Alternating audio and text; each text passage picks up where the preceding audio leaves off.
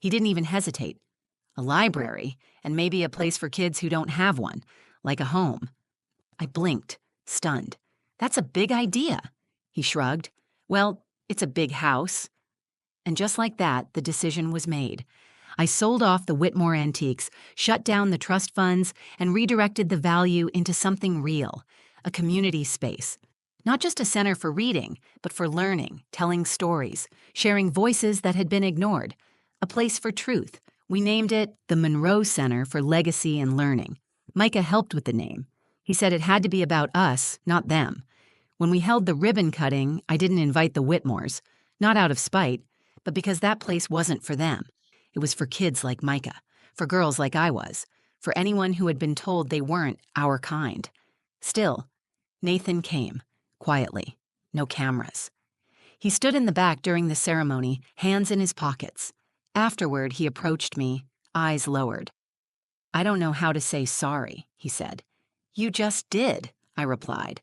"That's a start," he nodded. "If you ever need help here, I'd like to earn back a place." We didn't hug, we didn't cry. But there was something in that moment, something closer to real than anything we'd shared in years. I didn't forgive him all at once, but I didn't shut the door either. Micah gave him a tour of the new library. They laughed once over a comic book, and I let myself hope. Hope. That's what I walked away with in the end. Not revenge, not victory, just hope. Hope that the cycles could stop with me, that legacies could be rewritten, that blood doesn't define value, and silence doesn't protect it. People ask me if I ever regretted bringing Micah with me that day. I tell them the truth. If I hadn't, I might never have found my voice.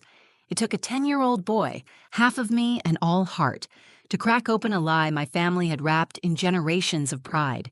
He didn't do it for money or power. He did it because something in him believed truth mattered, even when adults chose comfort over it. And in the end, that truth didn't just reveal a hidden will. It revealed me. I was never meant to be erased. I was never too much. I was never the shameful daughter or the broken branch on the family tree. I was the one meant to bloom where they said nothing could grow. Now every time I walk through the Monroe Center, I see kids reading, creating, learning. I see parents who look like me. I see teachers who speak with warmth. And I see Micah's mural near the front entrance, a painting of a tree, half of it decaying and gray, the other half bursting with color. At the bottom, he painted the words, "Truth is the root. Love is the legacy." He didn't sign it. He said he didn't need to. But I see him in every brushstroke. If this story moved you, if it made you think about truth, family, or standing your ground, don't just scroll away. Like the video, so more people can hear stories that matter. Share it with someone who needs to be reminded that love and legacy don't always come from where we expect. And please, drop a comment below. Tell me what part of this hit you the hardest, or how you've had to reclaim your own voice. If you want more real, raw, and powerful stories like this one, make sure to subscribe to the channel and turn on notifications so you don't miss what's next. Until next time, stay brave, stay loud, and always choose truth. They say family is forever, but some lines should have been broken a long time ago. I stood on the front steps of my mother's estate with my son's hand in mine, my palms sweaty even in the cold autumn air. The Whitmore mansion, tall, cold, and proud, looked exactly how I remembered it, unforgiving, empty, despite the grand white pillars and endless windows. It had been over a decade since I'd last been here. I was barely 21 when I walked out of this house with nothing but a duffel bag and a belly full of nerves and hope. I had just told my parents I was marrying Malik, my college sweetheart, a kind, brilliant black man who had a smile that made me believe I was worth something. My mother didn't speak to me for months. My father said I was reckless. But the real words they didn't say were written across every pause. He's not one of us. Now I was back, not for them, but for my grandfather's memorial. Judge Richard Whitmore, Sr. A man I respected once, before I learned he stood silent while his daughter cast me out like trash. But still, I brought my son, Micah. He's 10 now, sweet, thoughtful, loves space documentaries and drawing comics. He looks more like Malik every day. As we walked up to the door, Micah squeezed my hand. "Are they nice?" he asked. I hesitated, unsure how to answer. Some of them might be, I lied, offering a tight smile. Before we could knock, the heavy oak door creaked open. My mother, Cecilia Whitmore, stood framed in the doorway, dressed in mourning black with pearls knotted tightly around her neck. Her eyes went straight past me to Micah. No smile, no warmth, just calculation. Behind her stood my brother Nathan and Uncle Calvin, still leaning on that stupid cane he didn't actually need. "Josira," she said flatly, as if my name tasted wrong in her mouth. She didn't look older, just colder. "You brought him." I nodded. "He's my son. Malik's son." She paused, then turned to Nathan and said it so clearly I felt like the ground tilted. "She can bring her kid, but he has to stay outside." I thought I misheard. I stared at her, trying to fill in the silence with something reasonable, but then she looked me square in the face and said, "He's not our kind." Micah flinched like someone slapped him. He looked up at me, confused, then back at her. I felt something break in my chest. I could have screamed, cried, but I just nodded and said, "All right." I turned on my heel, gripping Micah's hand tighter, tears burning behind my eyes but refusing to fall. We didn't need this. We didn't need them. We were halfway down the steps when Micah pulled on my arm. "Wait," he said quietly. "Should I tell them what I found in Grandpa's office?" I stopped cold. "What did you find, baby?" Micah reached into his jacket pocket and pulled out a folded paper. "It was in his desk," he said, voice low but clear. "I wasn't snooping. The drawer was already open, and this was just sitting there. I didn't read all of it, just some, but I think it's important." Behind us, I heard footsteps creak on the porch. Uncle Calvin had stepped out now, brow furrowed. "What's he talking about?" he asked. Micah didn't flinch. He unfolded the paper, holding it like a shield. "It has Mom's name on it, and something about the house." I glanced back at my mother. Her face had drained of color. "What exactly did you read?" she asked slowly, voice suddenly tight. Micah looked at her, calm and steady. "It said my mom is the rightful heir, that she's the only one who ever stood for the truth." There was a silence so thick I thought the house might collapse from the weight of it. My mother looked at the paper like it might explode. That's when I realized this wasn't just about racism or pride. It was about hiding something big, and my son just cracked it open. I never imagined coming back here would feel like time travel, like stepping into a memory I never wanted to revisit. The Whitmore estate sat on 14 acres of land, surrounded by old oaks and whispering pine trees that always made me feel like I was being watched. The gravel driveway was still freshly combed, like someone had been up since dawn making sure the house looked perfect for the memorial. My family was obsessed with appearances. It didn't matter how broken things were behind the walls, as long as the roses were trimmed and the linen napkins were folded just so. I had avoided this place for 11 years. The last time I was here, I was crying on the front lawn while my father locked the door behind me. I had just told them I was pregnant with Malik's child and that we were getting married. My mother said I was ruining the family name. My father didn't say anything. He didn't need to. His silence was punishment enough.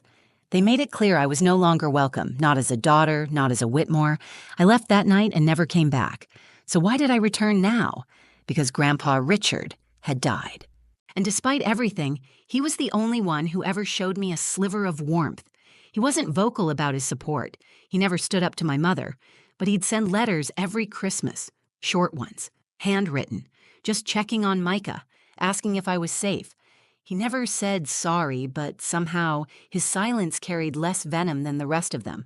Micah deserved to know where I came from, not just the pain, but the history, the pieces that made me, so he could understand the ones that made him.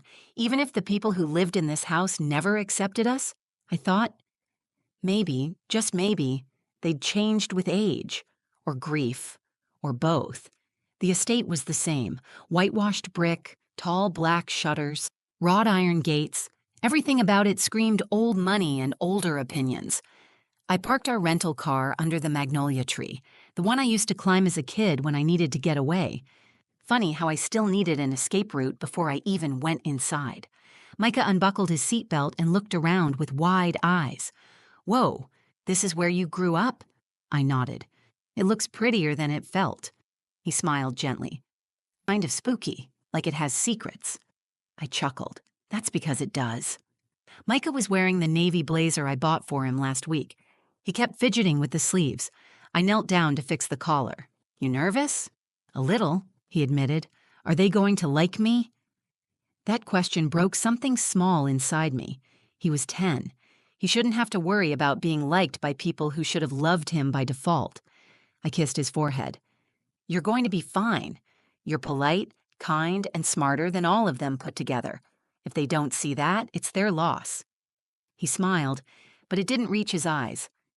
As we walked toward the house, I started rehearsing lines in my head. Small talk, polite words, nothing too emotional. I didn't want to give them the satisfaction of seeing my guard down. I was here for the memorial, and then I'd be gone. The front porch creaked under our feet. The columns still had that ivory gloss my mother insisted on redoing every year. The wind blew softly, rustling the massive American flag draped above the doorway. Always there, always performing. I hesitated before ringing the bell. Memories flooded in. Christmas mornings, cold stares, forced dinners, and silence. Me crying into a towel the day I told them I was pregnant. Micah squeezed my hand. Ready? I took a breath. As I'll ever be. Then the door opened, and everything changed. The moment the door opened, I felt that same chill I used to get walking into this house barefoot at night. Cold. Not from the air, but from the people inside it. My mother stood in the doorway like she'd never aged, hair pinned up in the same tight French twist, pearls wrapped around her neck like a noose, black dress, black heels, expression blank. She looked at me, and then her eyes dropped to Micah like he was a stain on a white carpet. There was a pause. Too long for a greeting, too short to be silence. Jasira, she said with the same voice she used on waitstaff, formal, clipped, unimpressed. You came. I told Calvin I would, I said. We're here for Grandpa. She stepped aside half an inch, not enough to say we were welcome, just enough to make a decision for us.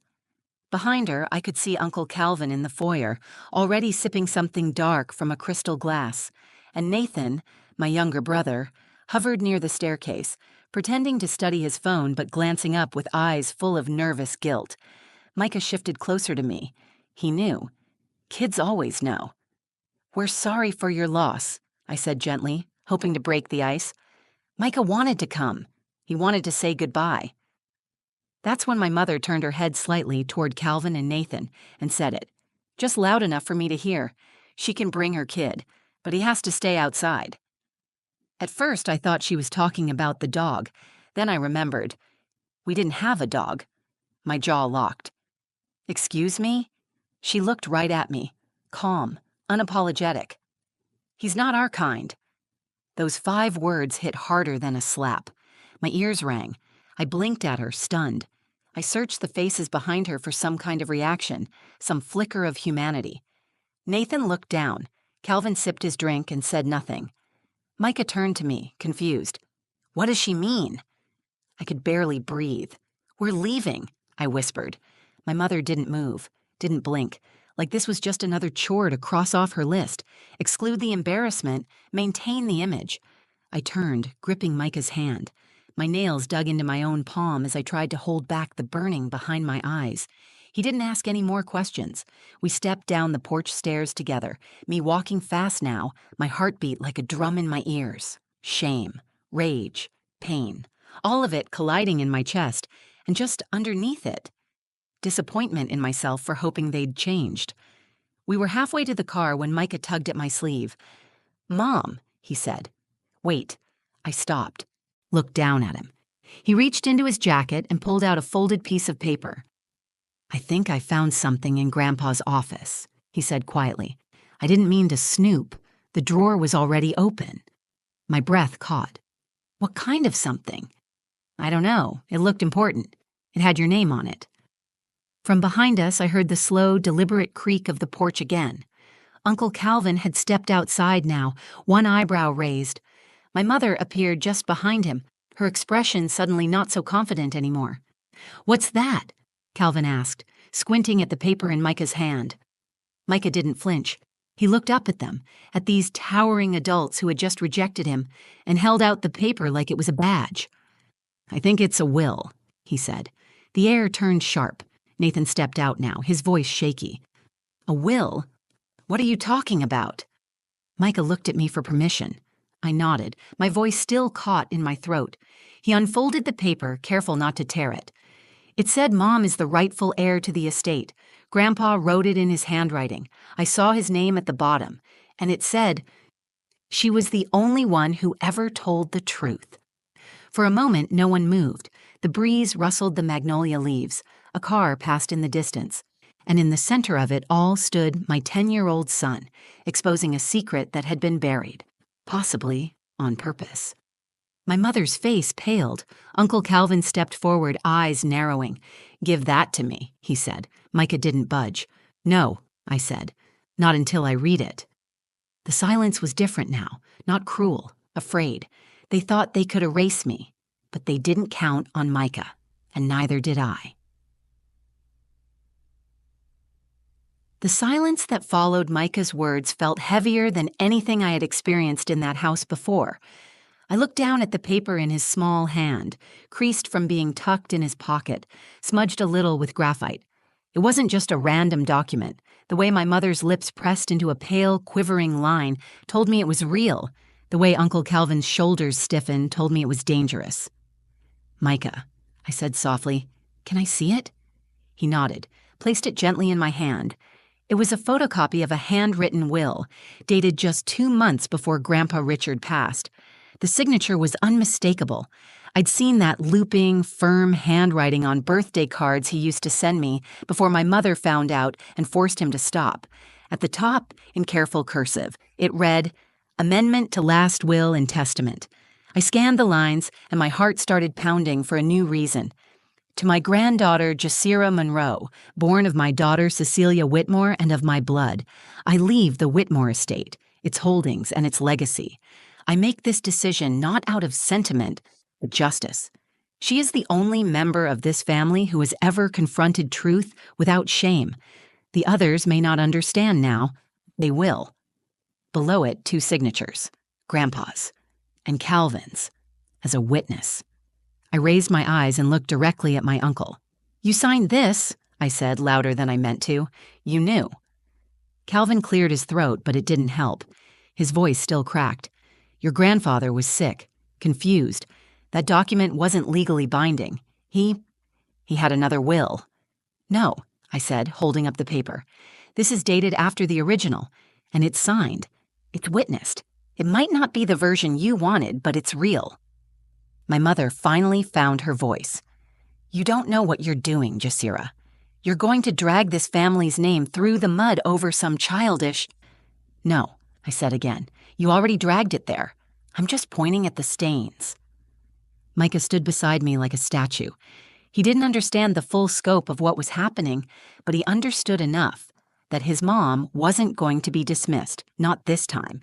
That his grandfather, complicated as he was, had left a door open for us when everyone else tried to nail it shut. Nathan stepped down the porch steps now, his face pale. "Let's just talk inside. Maybe this is all a misunderstanding." I laughed under my breath, not out of humor, out of disbelief. "You all stood there 10 minutes ago and let my son be humiliated like a stray animal. You didn't blink. You didn't say a word. And now that this document threatens what you think you're owed, suddenly you want to talk? Jasira," my mother started. "Number. You don't get to say my name like it still belongs to you." I folded the paper, tucked it into my coat pocket. My hands were shaking, but not from fear anymore, from clarity, from years of pain finally meeting something solid, a piece of proof that said, you were never the problem. They were. I looked at Micah. "Come on, baby, we're going." "You're not taking that," Calvin said, stepping forward. I raised a brow. "You going to stop me?" He hesitated, and I saw it, the flicker of doubt in his eyes, not because he was scared of me, but because he knew the law. He knew this could upend everything they thought was sealed tight. I turned to my mother one last time. "You tried to erase me. You raised me to think I was less, but I left, and I became more without you. You tried to push my son into the shadows, and he dragged your secrets into the light. Then I turned and walked down the steps, Micah's hand in mine. We didn't run. We didn't shout. We didn't need to, because for the first time in my life, they were the ones left behind. The moment that paper hit my palm, the balance of power shifted. Micah stood beside me, quiet and calm, but I could feel his little heart pounding through our joined hands. His fingers trembled slightly, but his gaze was steady. It reminded me of his father, strong when it counted most. I unfolded the document slowly, trying not to let my emotions blur the words. It was exactly what he said it was, a supplemental will, typed in clean format but hand-signed and dated at the bottom. The final addendum to my grandfather's estate planning, clear, concise, and devastatingly powerful. To my granddaughter, Jasira Monroe, it began, I leave full control of the Whitmore estate, including all associated properties, assets, and inheritances. She, and she alone, has demonstrated the character, honesty, and courage befitting the legacy of this family. I do this not in rebellion, but in reckoning. My name, right there in bold ink, signed in my grandfather's unmistakable handwriting, a notary stamp and signature alongside it. The witness signature. My eyes froze.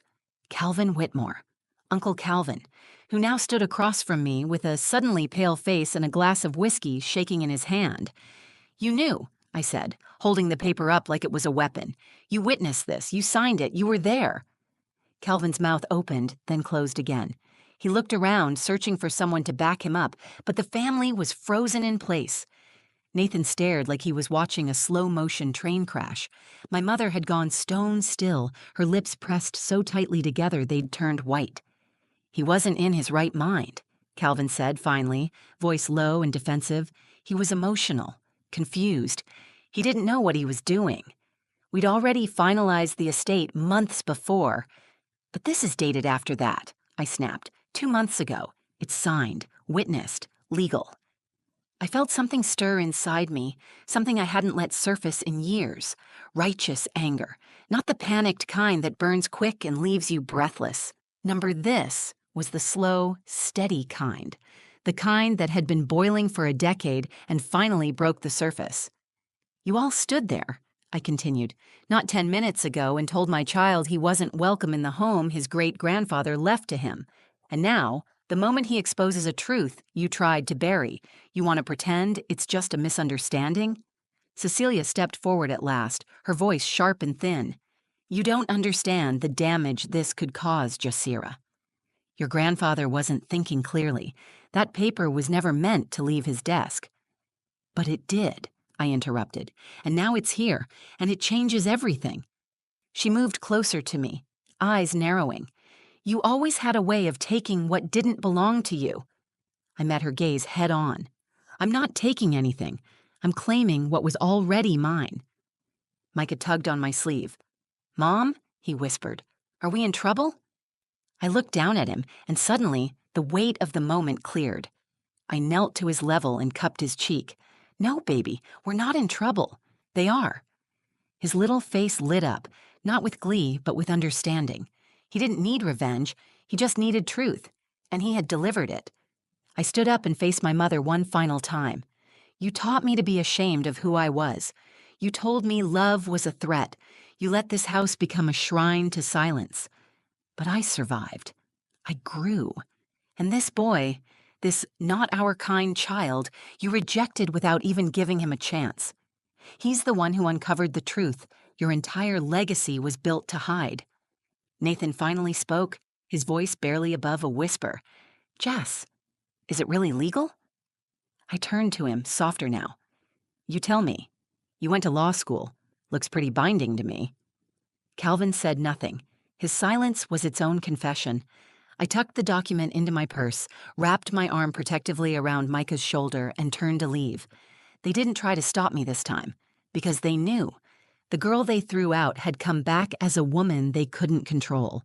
And her son, her beautiful, brilliant son, was the one who had exposed them all. I thought we'd leave right then, but Micah had other plans. As I turned toward the car, clutching the folded document like a lifeline, Micah stopped walking. He looked up at me with those big, steady eyes and said, "Mom, can I read it to them?" I hesitated. "You don't have to. We've done enough." "I know," he said, "but I think Grandpa wanted them to hear it, from someone who still cares about truth." The boy was 10 years old and somehow wiser than every adult on that porch combined. I nodded. "Okay, go ahead." Micah stepped forward slowly. His blazer sleeves were still a little too long, but he stood straighter than I'd ever seen him. With calm hands, he took the paper from me, unfolded it carefully, and looked up at the porch, where my family stood frozen. "I'm going to read what Grandpa wrote," he said clearly, "because it matters, even if you don't want it to." The air was completely still. Micah cleared his throat and began. "To my granddaughter, Jasira Monroe, born of my daughter, Cecilia Whitmore, and of my blood, I leave the Whitmore estate, its holdings, and its legacy. I make this decision not out of sentiment, but justice. She's the only member of this family who has ever confronted truth without shame. I have hidden things.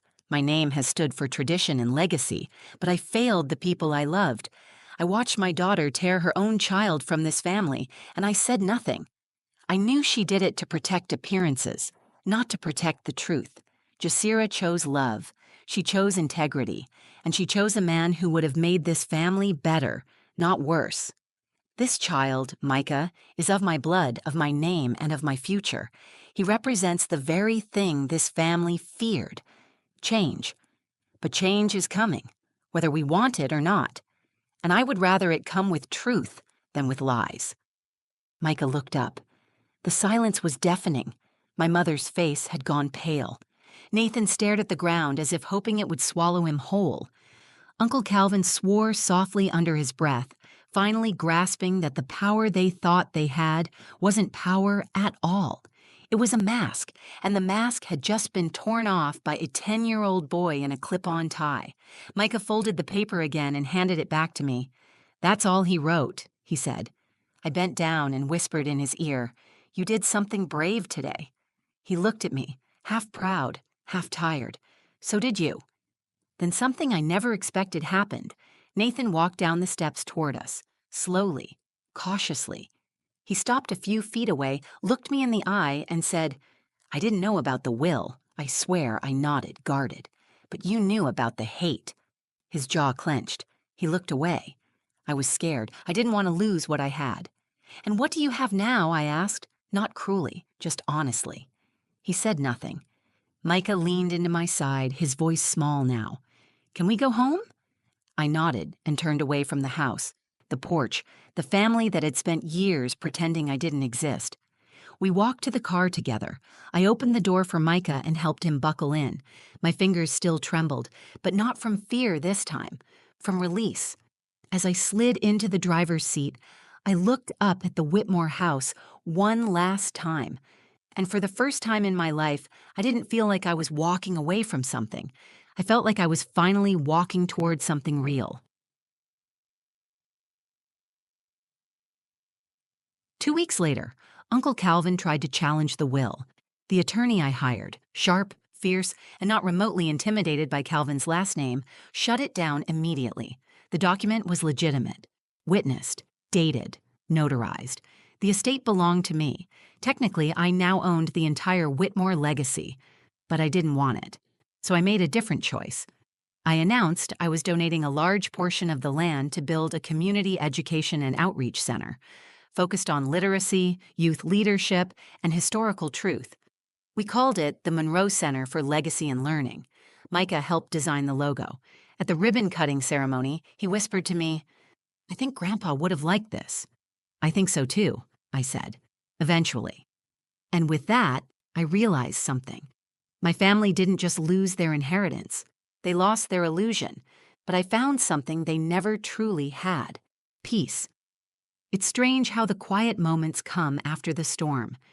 2 weeks after the reading of Grandpa's will, the Whitmore house was mine, legally, entirely, and without dispute.